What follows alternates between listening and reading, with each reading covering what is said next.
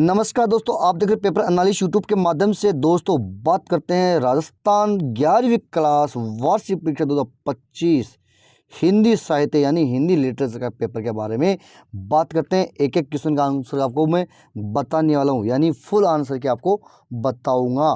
किसी क्वेश्चन में आपको डाउट हो तो कमेंट सेक्शन में आप पूछ सकते हो। तो बात करते हैं, पहला नंबर क्वेश्चन आपके सामने ये है। तो एक नंबर में आपको गद्यांश दे रखा है, गद्यांश को आप अच्छी तरह पढ़ लेना। उसको पढ़ने के बाद उस सभी क्वेश्चन के आंसर आपको नीचे दिए गए प्रश्नों के आंसर आपको बताने हैं। ये आपके सामने क का क्वेश्चन दे रखा है कि हम धर्मों के प्रति स्वस्थ दृष्टिकोण कैसे अपना सकते हैं। ख का है धर्म के प्रति समभाव रखने से क्या लाभ है।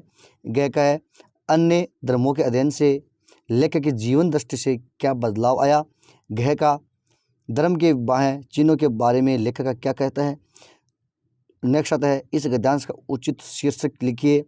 नेक्स्ट आता है लेखक के अनुसार हमारी प्रार्थना क्या होनी चाहिए। 6 का है निर्मल तथा सहिष्णु शब्दों के विलोम शब्द लिखिए। जय का है प्रत्येक शब्द के उपसर्ग बताइए। तो इनके सभी के आंसर हमको एक साथ ही बात करते हैं। तो बात करते हैं इनके आंसर के बारे में। जी दोस्तों, ये है आपका पहला नंबर का जो आंसर है। तो क का ये आंसर है आपके सामने, यहाँ से आप नोट कर सकते हो। तो क का ये है, ख का, ग का ये रहा, घ का ये रहा, ड़ का ये रहा, च का, 6 का,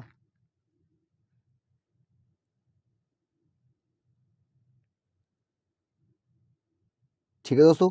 बात करते हैं नेक्स्ट क्वेश्चन के बारे में। उसके बाद में क्वेश्चन नंबर 2 आपके सामने दे रखा है, निम्नलिखित पद्यांश को पढ़कर नीचे दिए गए प्रश्नों के उत्तर आपको बताने हैं। तो ये आपके सामने पद्यांश दे रखा है, उसको आप पढ़ लीजिए। उसके बाद जो नीचे दिए गए प्रश्नों के उत्तर आपको बताने हैं। उसके ये आपके छोटे छोटे क्वेश्चन है कि आंधी और बादल किसके प्रतीक है। कवि निर्माण का आह्वान क्यों करता है। किस बात से कवि भयभीत है। उषा की मुस्कान मानव मन को क्या प्रेरणा देती है। रात आई और काली का आज से स्पष्ट कीजिए। पद्यांश का उचित शीर्षक लिखिए। फिर कण कण में कौन सा अलंकार है। तो ये आपके सामने कैसे लेकर 6 तक क्वेश्चन दे रखे हैं। तो इनके सभी के आंसर के बारे में बात करते हैं। ये है दोस्तों आपके सामने क का आंसर। उसके बाद ख का आंसर ये है, ग का आंसर, घ का आंसर फटाफट नोट कीजिए, र का, च का और 6 का। ठीक है दोस्तों, बात करते हैं नेक्स्ट क्वेश्चन के बारे में। उसके बाद में 3 नंबर का क्वेश्चन है कि जनसंचार के विभिन्न माध्यम कौन कौन से हैं। जनसंचार माध्यम की दृष्टि से इंटरनेट का महत्व बताइए। उसके बाद 5 नंबर का निम्नलिखित में किसी एक पर निबंध आपको लिखना 300 शब्दों में।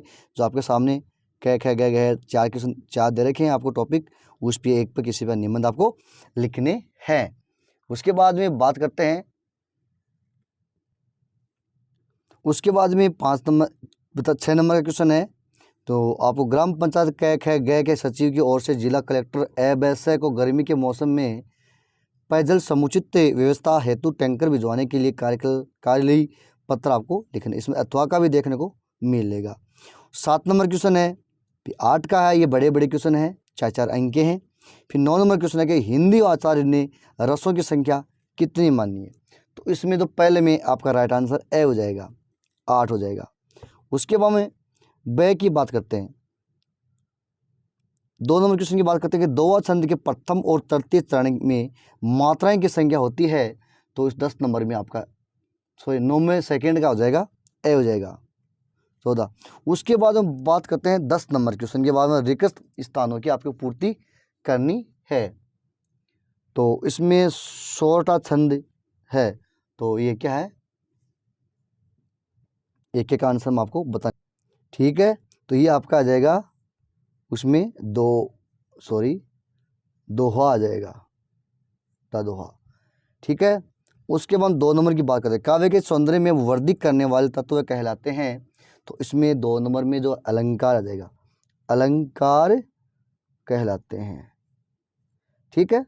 उसके बाद 3 नंबर में आता है कि सम्मान वर्ण की आवृत्ति होने पर कौन सा अलंकार होता है, अनुप्रास अलंकार होता है। कौन सा होता है? अनुप्रास अलंकार होता है। 4 नंबर क्वेश्चन की बात करते हैं कि पानी गए न उभरे मोती मानस चून में अलंकार होते।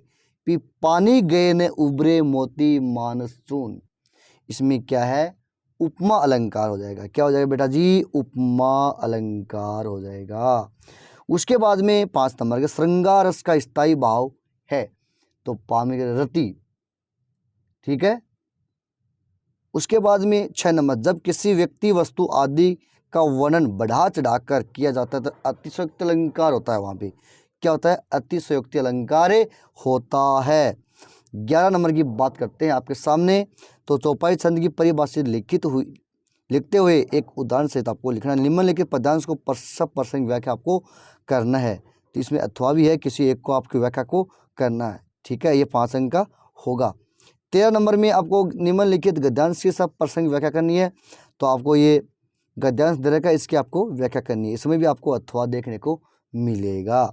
फिर बात करते हैं 14 नंबर, भारतेंदु हरिश्चंद्र अथवा सूरदास साहित्य परिचय दीजिए, तो आपको सही लिखना है, 2 अंक होंगे।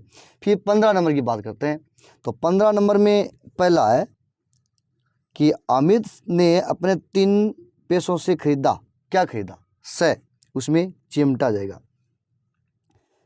दूसरा है सन 1988 में ज्योतिबा फुले को जो उपाधि दी गई है वह है, वह राइट हो जाएगा। पद्माकर का प्रमुख ग्रंथ है, इसमें वह राइट हो जाएगा। 4 नंबर, नागार्जुन का मूल नाम है, चौथा में ए राइट हो जाएगा। क्या हो जाएगा? ए, वेदनाथ मिश्र। 5, कि सिद्धेश्वरी के छोटे बेटे का नाम क्या था, तो उसमें 5 नंबर में आपको जो राइट आंसर है वो से हो जाएगा। क्या हो जाएगा? से, मोहन नाम था। उसके बाद में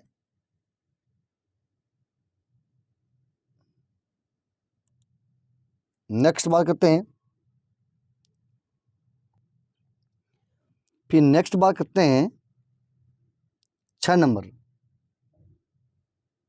तो 6 नंबर में जो राइट आंसर है आपका वो से हो जाएगा, ठीक है। साथ में कवि देव के प्रमुख आश्रयदाता का नाम बताइए, तो 7 नंबर में क्या हो जाएगा?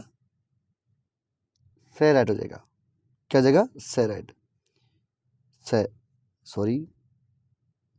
8 नंबर की बात करते हैं कि निम्नलिखित में से वह रचना जो महादेव वर्मा की नहीं है, इसमें दे राइट हो जाएगा, ठीक है।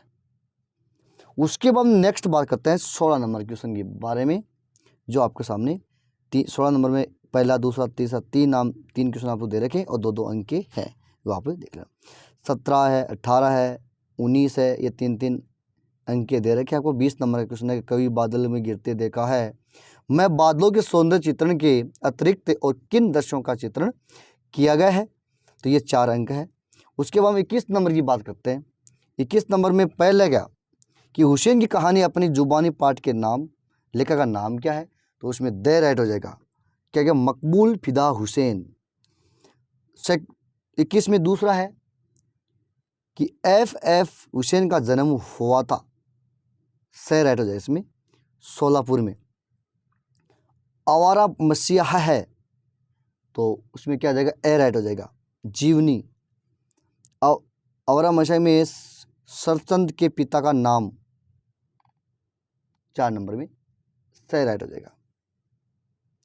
उसके बाद 22 नंबर का क्वेश्चन आपके सामने है कि मकबूल फिदा हुसैन पाठ में किस मूर्ति का जिक्र किया गया था, वो आपको बताने, ये 2 अंक रहेंगे। 23 नंबर में नाना के घर किन किन बातों का निषेध रहा, शरत को वे बातें क्यों प्रिय थी, आपको शरत और उसके पिता के स्वभाव में क्या समानता दिखाई देती है, विस्तार से आपको बताना है। दोस्तों पेपर पूरा हो चुका है। कमेंट्स, लाइक, शेयर, सब्सक्राइब जरूर करें। धन्यवाद।